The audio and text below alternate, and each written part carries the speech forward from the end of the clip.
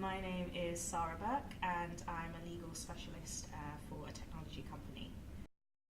So the Windrush scandal came about when Theresa May, as our Home Secretary, changed immigration law, introduced the 2014 Immigration Act, which essentially required numerous different agencies, employers, landlords, etc., to check people's immigration status and right to work and live in the UK.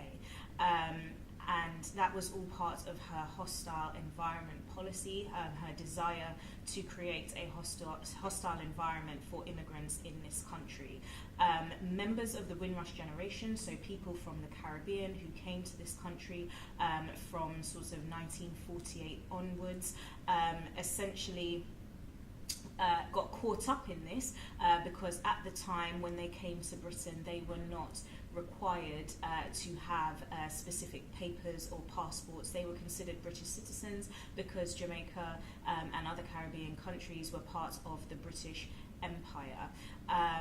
Theresa May was asked about this in Parliament, whether or not she considered that certain people who came here a long time ago, from that time, who didn't have those papers and didn't need them, what the impact would be on them. Theresa May claimed that she had considered it, but clearly she had not, or if she had, she didn't care.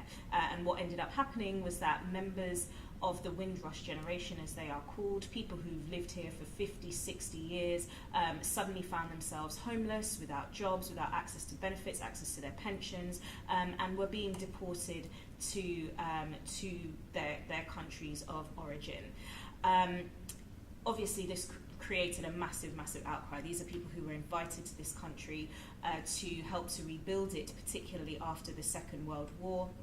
Have made massive contribution to making this country what it is today.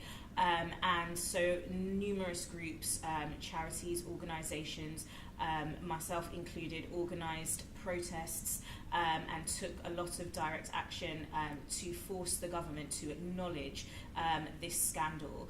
And ultimately, the government took a few steps.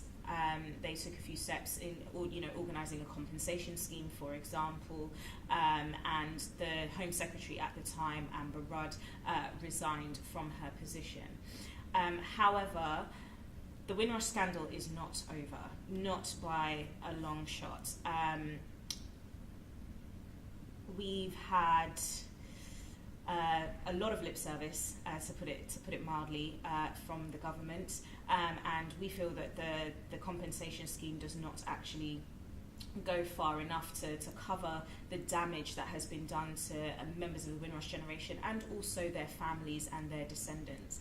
And so for that reason, the Windrush Day of Action on the 22nd of June has been organised to help to keep pressure on the government to keep their word, to create a better and more fulfilling compensation scheme that actually addresses the damage that has been done to people who have suffered under the hostile environment, and to make people aware of the fact that there is a lot to be done, and that the hostile environment needs to end.